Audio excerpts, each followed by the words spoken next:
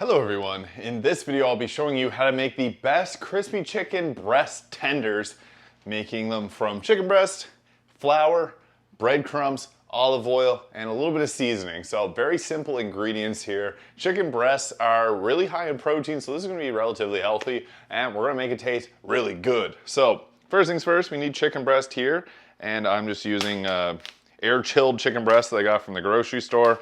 Now there's a little bit of juice in there, so I'm just gonna pour that out and then slap down these chicken breasts. And once you have your chicken breasts there, what we're gonna do is cut them into strips. Now, make sure you got a nice sharpened knife, and we're gonna cut them lengthwise. So they're gonna be a little bit different than usual.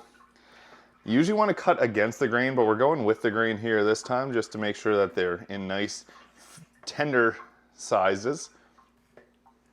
And we want to make sure that they're relatively uniform in their size. We don't want some to be thicker than others because that's going to impact our cooking time. But you can usually get like 3 or 4 out of a chicken breast, or you can go even, you can cut them into thinner strips. It's really up to you with what you want to do.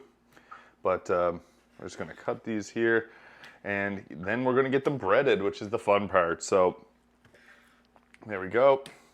Cutting these shouldn't take too long. Especially if you have a really sharp, nice knife. That makes things a lot easier. But after we got them cut up, the next step is to put some flour on them. So this is going to separate the, give it a bit of a barrier between the chicken and the breading that we're going to be putting on, and it helps it stay on a little bit better. So you can just like, I make it fairly simple. I just pour out flour and treat it like it's almost baking. And just getting flour all over them. And if you got really slimy chicken breasts, this is going to help dry them out a little bit. And yeah, it's just simply roll them around the flour, get them coated in it. You can kind of put a little bit of pressure into it too if you want to kind of tenderize it a bit. So after we got them all rolled up in the flour, the next step is to take our olive oil, and you can also use eggs or mayonnaise. Like you're pretty free to choose what you want here. I prefer eggs typically, but I think that it's a little bit quicker to use just olive oil. So we're gonna go with olive oil. I have a nice little spray bottle here, so it makes it a lot easier to just get this on so we can coat them up. This is gonna help with the frying as we throw it into the air fryer. We're gonna want them to be a little bit oily. All right, so once we got the olive oil on, the next step is to add in a bit of our seasoning and then the breadcrumbs. So I'm using Lowry seasoning salt. I really love this on any type of chicken. It just makes it taste delicious. And I'm also going to use a little bit of chicken seasoning too. So that's going to add, I might add that in later actually. We're going to put the breadcrumbs in now. And I use panko style breadcrumbs because they are crunchier, and I really like the crunch aspect of fried chicken. So yeah, we're just going to get that all. You can kind of press it into it because it's going to stick a little bit with the olive oil. But to make it really stick, you can get it pressed right into the chicken breast itself.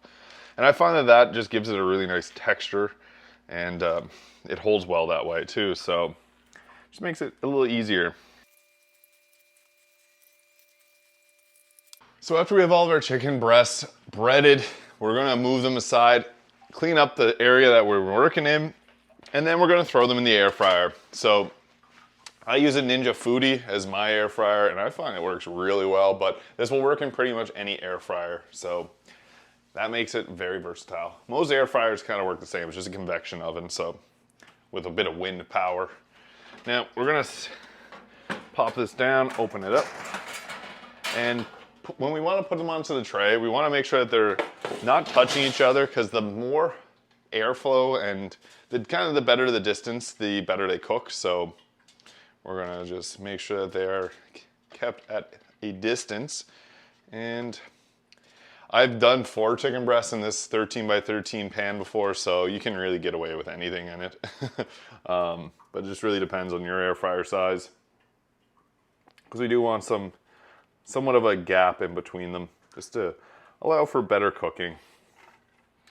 And one thing I like to do is just all that extra breadcrumb there, I just try to sprinkle it on and get it stuck to wherever I can, just because I don't like to waste food. And it may be breadcrumbs, but you know, not everyone can afford that, so I'd rather use it than waste it. in there. So after that, we're going to throw it into the air fryer. And with the air fryer, it's hard to say how long it does take because there's a lot of variables at play, the size of the chicken breast, the type of chicken, etc. So it's roughly going to take around 20 minutes total, but it can vary greatly. So what we're going to do is we're going to put it at 400 degrees for 20 minutes, and we're probably going to extend this time a little bit. Now we're just going to let it preheat, do its thing, and then afterwards we're going to enjoy some chicken breast. So yeah, I will see you once the chicken's cooked.